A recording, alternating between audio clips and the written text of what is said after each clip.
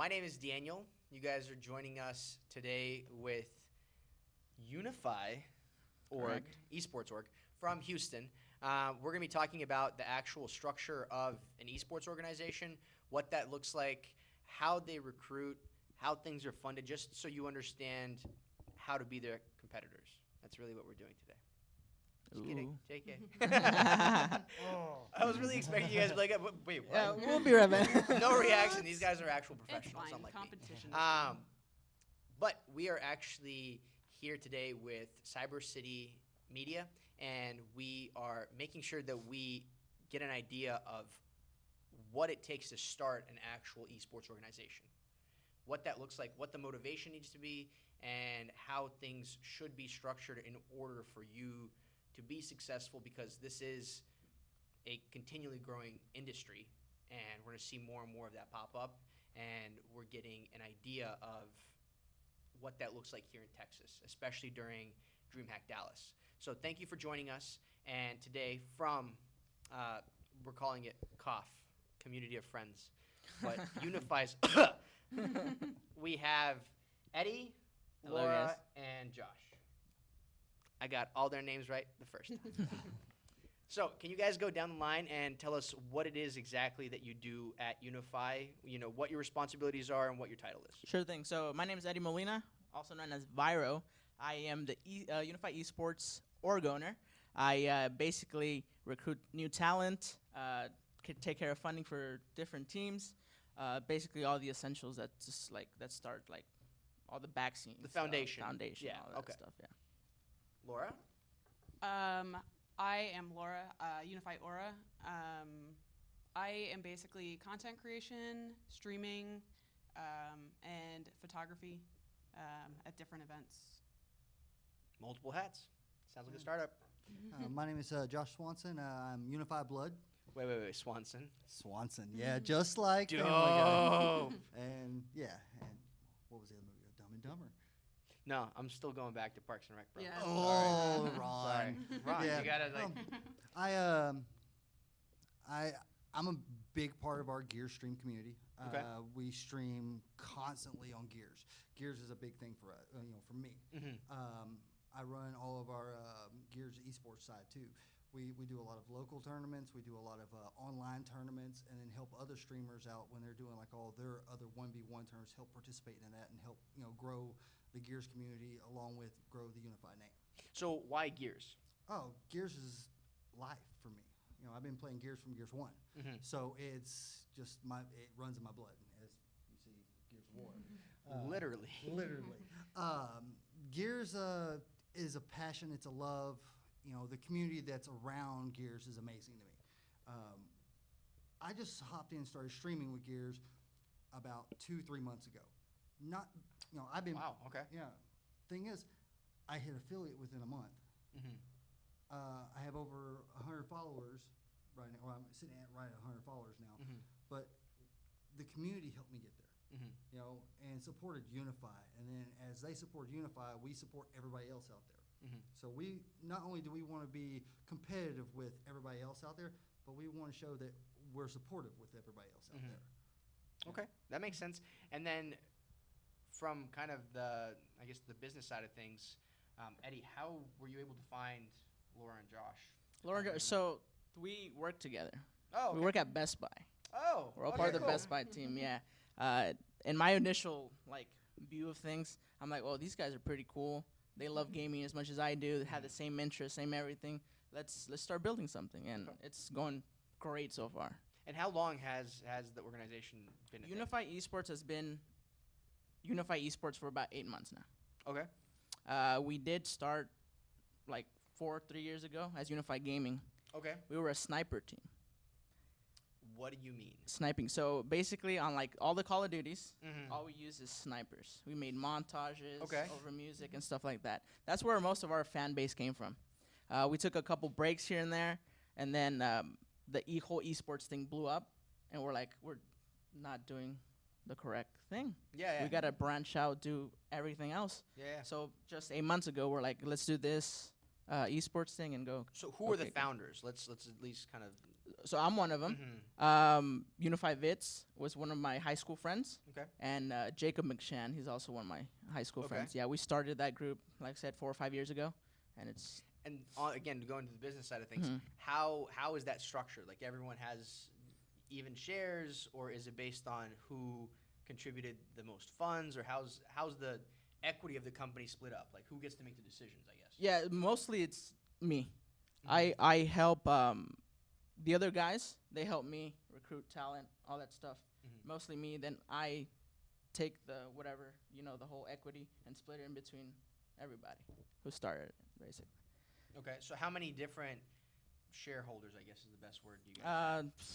3 or 4. Okay. The founders most likely, yeah. But everything we get from the company, we just put it back in. Yeah, I mean, you have to at this point. Because I mean, we're starting, so yeah. So I'm completely digressing from the list of questions that I had. So let's kind of get back to that. So how is it organized? So there's me, and then under me there's my 2 co-owners, which is Vitz and Jacob. And do they have titles, or is it just they're kind of in charge under you? Co-owners under me, Okay. yeah. And them 2, they recruit players, different teams, skiers, CSGO. Is one responsible for a specific sort of game, and the other one's responsible for a different one, or? My Vitz will be in charge of PC, all PC games. Okay. And then Jacob's in charge of all console games. Okay, that makes sense. And then below them are team managers or team leaders. Okay. Of each team, and then under them they're the players. Gotcha. So and it just depends on what the actual size of the teams are. Right. That's you're gonna figure that out. Right. How do you pick team leaders? Team leaders. So we mostly use recruiting, Twitter. We go out, scour, see who's doing what. We mostly scour for CSGO, like the E-League and all that stuff. Yeah. We check everybody's stats, who's popping, who's not. And it's just different from various games. What ranks do you see yourself at this kind of beginning stage recruiting with CSGO? Is it more S-rank players? Is it G-rank? S-rank players, yeah. Okay. Yeah, just, not too low, not too high, just right in the middle. Yeah. And now kind of jumping into the funding, are you funding from your own pocket? Do you guys have investors? How does that? So right now we have 3 sponsors. Turkey Pro, Rogue Energy, and OPC. We get a fair share of how many sales we get. Okay. So it is rev share. It's not rev share. Yeah. It's not direct sponsorship. Right. Like that. That and then mostly it comes from pocket. Pocket. Yeah. Okay. So, are the players paid a salary, or are they only getting like proceeds from the winnings? Proceeds from the winnings right now. Okay. Right now. Later in the road, we could talk about signing contracts and all that stuff. But right now, we're. So how many teams do you have? How many teams, and then how many players in total are? Ooh. I could give you an estimate. Yeah. Sure. There's a lot. Fine. Yeah, we have about 65 to 80 players. Wow. That's Call of Duty, Gears. And they're all Pro-Am players? They're all amateur players. Okay. Yeah. Amateur players, yeah. Okay. Give everybody a start. Yeah. You gotta start somewhere. Interesting. That's why I was curious, is because my company, Constantine Media, has been approached by several different Pro-Am teams for us to sponsor, not sponsor them, but manage them. Right. And it's always the question of like, okay, well, how are you structured? And where's the revenue coming in from? How are you paying people? Are people being paid enough to where they want to stay? Do you have a lot of contractual issues? Like, are people trying to back out? You know, what are the issues? And a lot of it came down to payment, especially when it came to CSGO, because CSGO, I think literally if you looked up the definition of volatility, you'd have like a picture of a guy playing a CSGO game next to it. Like just the culture of the game has been known for toxicity and instability, and it is something that has a lot of longevity because the game's been around 16, 18 years. A lot of years. Like it's been crazy. Everyone's played it. Like this isn't like a hit on Eastern Europe because I'm from there, but like even Eastern Europe is so deeply ingrained in CSGO, and that's one of the last places in Europe to get, the newest and best technology in games and everything else, due to the USSR and shit. But that being the case, it is a game that's known for a lot of instability. So I was just kind of curious how you guys structure that, because those were a lot of those kind of issues that I saw with those organizations was not being able to pay the players or just really crazy contracts. So were y'all able to secure actual contracts that you use, or did you go through like LegalZoom, or how did that? No, nothing legal. Like I said, this is like just a start, so we don't do any contracts or anything like that. Okay. We're trying to find the most loyal players to be on the team, and us help them go to events, and them help us represent our brand. Gotcha. So then how do you make sure that once they're seeing success, they stay with you rather than going to someone else that might offer them money? That's what I was getting to. So we're always recruiting new players. Once that happens, we don't tell them, hey, here, sign this. We try to find the most, like I said, loyal players so they can be part of the brand. And if they do try to go on somewhere else, then we start proceeding with like contracts and stuff like that. Give them the best, possibility. Okay. Has that happened yet? Not yet. Not Okay. yet. Are you expecting it to happen anytime soon? Soon, hopefully. Or is there like a case that's going on right now that I'm like, I shouldn't know about? Yeah, it's soon. It's soon. Yeah, okay. And so do you think you guys are going to be able to either raise funds or have funds in order to mitigate that as a problem? Yes. So my mom takes care of all like the financial situations. Okay. To like fund money. She's really good at it. She has a lot of contacts. Houston, Dallas. She's been, What does she do? She works as like an accountant.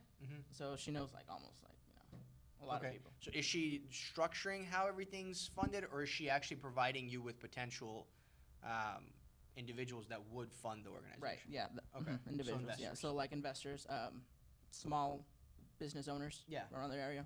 Stuff Okay. Like that. And what do those small business owners get in return? So they, our new shirts are coming out. We got 3 other sponsors. There's a landscaping business. It's gonna be on our jerseys for next year. And then a couple others that I should not name, but soon. Okay. Yeah. And is there a ballpark of what you guys look for when you're finding a sponsor? So if it is a sponsor like that, is there a ballpark, even if it's a range, of like what the size of that sponsorship is? Repeat the question. Sorry. So is there a general range in dollars of how much that sponsorship is for a company to be a sponsor of Unify? That it all depends on. Just all the depends individual on and the the term and everything yeah. else. Okay. I was gonna ask that, and I knew I wasn't gonna get a straight answer, but I had to. It just seemed like a good idea. So let me dig into some of my other questions. I hid my phone because it looked ridiculous on the table. So we've kind of gone into some of the challenges, which are potentially having players that might at some point in time leave. Yeah. Are there any other challenges to forming an organization that you guys have kind of seen? Mostly, that's basically like the biggest one right now. Not having enough players. Yeah. Like Call of Duty, we're always switching players, like every time, because one leaves to go to another org. The Call of Duty scene right now is just crazy. Like, so how do you? one I leaves, mean, one comes in. Dedication to the organization, not just to the game, and it's hard to see that. Hard to show that big picture to a lot of people. They're like, well, we want instant gratification. Yeah, I mean that's kind of a given with, I think, like the last 2 generations at this point. Yeah. Like I'm one of them. I love it. I love instant gratification. It's pretty great. But I mean, I totally get that. Like, and it stinks, but it's also you're in such a fast-paced, industry that kind of tends to happen. Mhm. Oh Like, yeah, we've absolutely. we've seen guys get like this past week. Shout out to Nicewig for getting himself picked up by CLG, but like Nicewig, who else was it? Lyric and not Big Lyric, different Lyric. Okay. Um, Because I play against Lyric in 1v1 tournaments for Gears. Oh, do you? Man, he's Massacres. he's amazing. Gets crazy. Yeah, I love playing against him. He's a good guy. Yeah.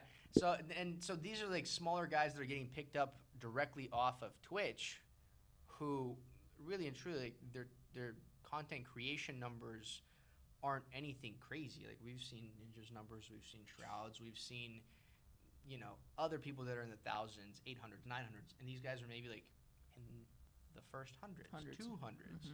Like Nicewig is at 2,500, but that's because One, he's really good, and on top of that, he got hosted by Dizzy right after Dizzy got his break. So he basically gave him his, and then maybe month and a half, 2 months later, got picked up by CLG as of yesterday. Oh. And so you see that sort of stuff happen in the course of like 2 or 3 months. And I mean, this is a guy, I'd followed him beforehand, and he was averaging maybe 20, 30 concurrent, like peak. And then all of a sudden, shot up. all of a sudden, just hosted That's all you for need. One 1,500. break, Yeah. and you're Jeez. good. It's crazy Yeah. how And the that same thing happens. for Dizzy. Literally 2 months before that, Dizzy gets hosted, and all of a sudden, oh, what's going on? Dizzy's Right. really good. Why haven't we grabbed him? All of a sudden, you see, I think it was NRG that came in. It was just like, oh, cool. So you're with us now. And obviously, like, these organizations have been around for a while. Yeah. You know, we've seen the acquisition of Team Liquid. We've seen what can happen with successful orgs, but they also have the capacity to be able to pick up players from Off the wherever. bat, yeah. And so, you know, with you guys saying that that's kind of one of those challenges, do you see yourselves getting those contracts in place and that funding in place sooner rather than later in order to make sure to prevent situations like that? Yeah, most likely, yeah, because it's getting like out of hand and ridiculous, to be honest with you. Because I would just kind of ask, like, in a single season, how are you able to have any sort of consistency if you've switched out the same position? Switch 4 out the same times? position, right? Yeah, that's basically the best obstacle we have. Is there any specific position in CS:GO or Call of Duty that is the one that you see the most vacant, or it has the most people switching out of? Like a specific position? Sorry, Call of Duty team's always looking for SOG players. Like, Okay. every Yeah, that's single the one thing time, I've like always Twitter, that's missed. it's all over. Yeah, Jesus. yeah, that's the most position that everybody has trouble with. Okay. And why is that? That, personally, I think, like, who wants to use a SOG first of all? I mean, Dude, that's all I use. But I mean, it's one of those weapons that you have to be nitty gritty. You have to be down, like you have to be running gun and running Yeah. gun going. up close. You have to be twitch movement. If you're not, you're useless with it. Yeah. It really is. So I mean, there's a lot of people that don't want to be depended on like that. They want to be able to sit back and just keep their KD. Yeah, like Yeah. ICR roll, Maddox roll, and stuff Yeah. like that. And if there's people that care about their KD and not the win, Yeah, it's a Oh, whole nother yeah. story. Like a SOG player, you're in the thick. You are front on lines, top. Yeah, you're. grabbing rotations. And all I'm that. sure that'll be an even bigger issue now with Call of Duty Modern Warfare coming out on Yeah. the 25th of October. I mean, because that game, I don't know, from everything that I've played with Black Ops, you have more options of being distant rather than less. Except for the new class that they added, which Spectre looks dope. But Call of Duty originally, just, it being focused on the weapons we use here and now, a lot of it was more, in that smaller map, closer. You had more of room clearing and things like that rather than just kind of like running maps. Because the maps were absolutely tiny. You could run maps, but like you had way more corners to check. You had way more things to do. And so I just feel like that's going to be an even bigger issue, going forward. Oh yeah. Especially if they continue going down that path with that sort of style of game. But luckily they have Modern Warfare, and then they also have their Black Ops series, so we'll see how that goes. We'll see. Is there any game that you guys are excited about that you're thinking about getting a new team in? Apex Legends. Okay. New team coming up. We really want to get, we're all over the Battle Royale scene. Last Okay. year, competed in Dreamhack Austin. Our PUBG duos got third place in the BYC tournament, so they took their fair share, their award, Wow. and their fair share of How much was that? It was, I believe, $100 each, so it was pretty small, but still took the win. Third took place. the W. Damn. Yeah. Yeah. So last year as well, we played PUBG squads and played against Optic Gaming and all the Yeah. big organizations. And we placed one level lower to go to the finals, to go, play on stage. Yeah, it was Really? Optic Gaming, and then it was us down there. We're like, dang. Oh, like a couple few points. Yeah. That would have been awesome. That would have been exposure. super cool. Yeah. Dang. Okay. So are you guys? What are you participating in here at Dreamhack Dallas? So today we are duos, Chipotle duos, PUBG duos, and then the squads tournament Okay. for PUBG. No We Halo. also have we have 2 rosters competing in the Halo Open bracket, and hopefully we compete with the. You guys want to shout out who those players are? Yes. Let me pull it up real fast. We can say, go to another topic. I'm going to move on to a different question Yes. while you do that. We also have somebody doing Smash Super Ultimate. Smash Bros. Yeah. We've talked about funding, the organizational aspect of it, the games, the teams, but really and truly for this year, I mean, you guys have been around for 8 months, but for this year, what are the main focuses for the organization? Like, is it more focused on growth, wins? More focused on growth, building a fan base. Yeah. That's where like early stages of the org comes in play. So fan base first, then after that, once we have our fan base, we could move on to like. Does it make it tough because you guys have the Outlaws literally like in your literally, backyard? yeah, they're there. But yeah, we'll get some good teams going Yeah. playing Okay. against them. Yeah, for sure. So are you able to compete head on with them, or do they have rights to like city limits, or how does that work with the games that they own? that I don't know. Mr. Team Owner, you Oh, I gotta do some research on that. The only reason I ask is there was talk 2 weeks ago, last week, about bringing in potentially a pro league team to Austin, and someone else mentioned on LinkedIn that like, are they allowed to do that because of the contract that the Outlaws have with Blizzard? And I was like, that's an interesting perspective, because I didn't, I deal with contracts on a daily basis. So like that's the third of my job. And so I was just really curious, because that would be interesting if that's how it was created, because we've seen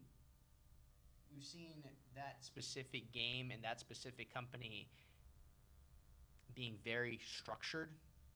And we know with the NFL, you have to buy franchise rights, and you have to be in a specific city that's a specific size, that has a specific fan base for them to be willing to even give you a franchise or shift a franchise from one city to another.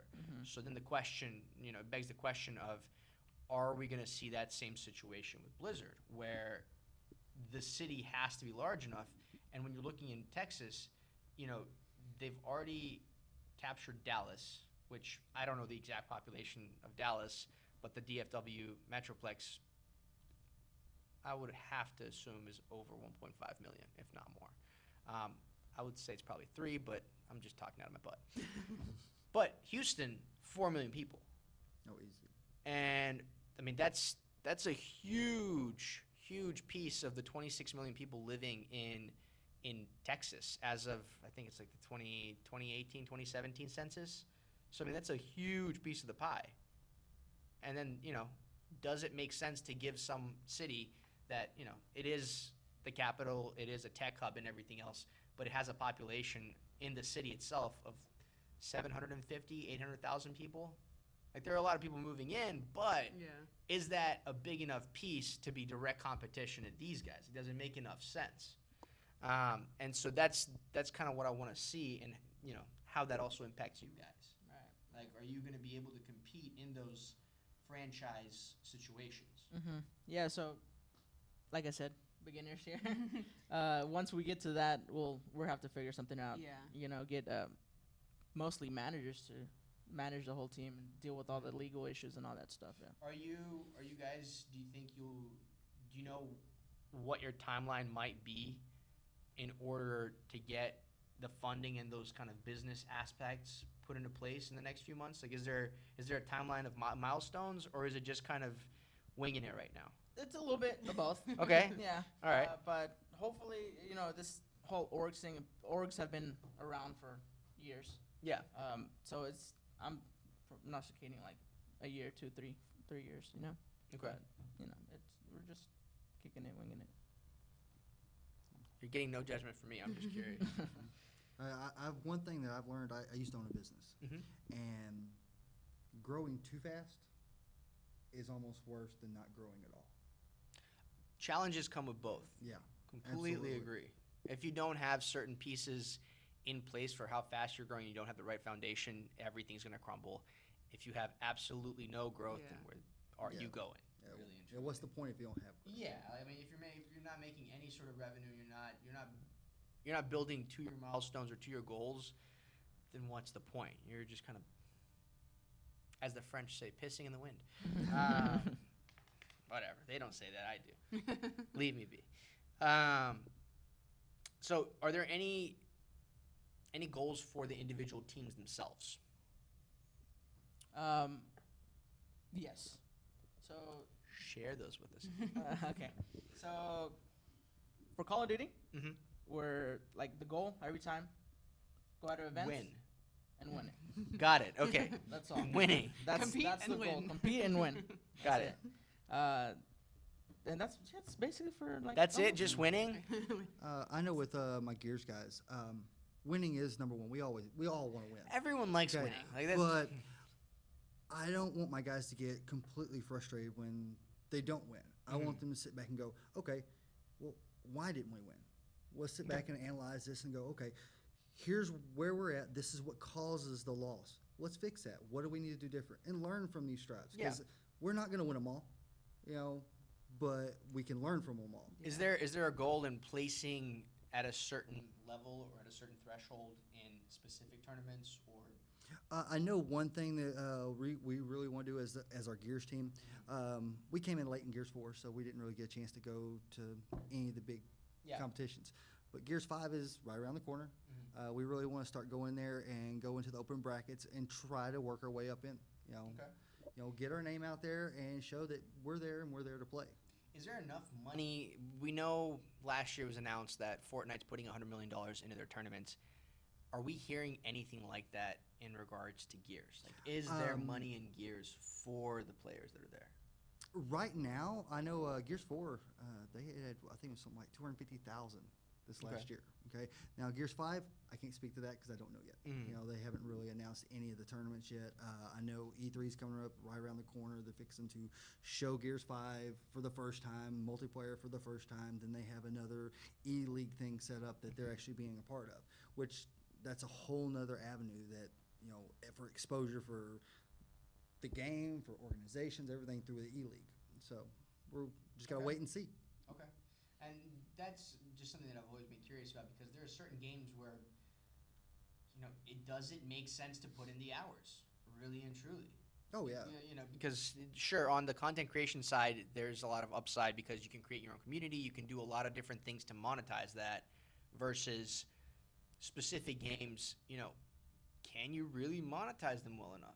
Like, talent at some point in time is talent that could be switched over to League of Legends or Dota or whatever else. And those games, I mean, the money there is incredible. Right. And so that's always kind of a curiosity of mine is, when do you switch and kind of use those transferable skills in a different game? One thing I do is I do look at. So I have a guy on my Gears roster. His name is Unify Nomad. He's a great Gears player, but I put him in Apex. Phenomenal. He goes in. He doesn't need somebody else watching his back. He just runs through and just takes people out. That's what he does. And that's one thing that I've noticed. Like, I can look at my crew and go, okay, yeah, you're doing good with us here, but I think let's move you over here to this game. This game will be better for you. And you have to be able to realize that. If you can't, you can't grow. You have to be able to grow as an organization by doing that, putting your people in the right place. And so, do you feel like you have the freedom to do that on the team to be able to kind of switch people around?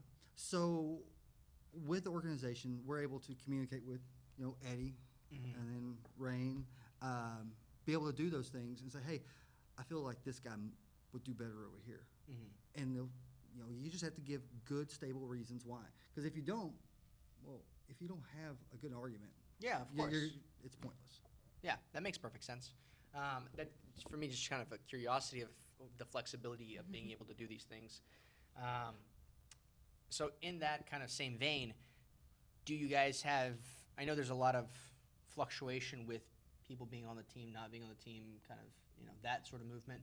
But is there any sort of system in place that allows for individual player development? That's going to be on you, Eddie. Thank you. Individual player development? Yeah. Is there anything in place that allows for that to where, you're able to build someone up or build up their individual brand as a perk of being with Unify? So not yet. Okay. We're working on it. Yeah, we're working on it though. But beginning stages. Okay. I'm gonna keep saying that, but yeah, but This is like pleading the fifth here. I know with streaming, Mm-hmm. I started off streaming, and then I brought in another guy. His name is Unify Swoogie. He started streaming, and then of course we got Unify Nomad. He started streaming. Well, we may not be able to offer monetary right now, but we offer a lot more support. We get them out there. We get them, known. We get them. What does that mean by support? What sort of support? Putting their name out there, doing multi streams with them. Okay. Showing people, like taking my community that I built and sharing it, showing them, hey, this guy's good. Follow him. Get him some followers and allow him to be, showcased. Do you feel like your community is big enough for you to be able to do that? It's seeming that way. It really is. It's getting there. Because, I haven't been streaming that long.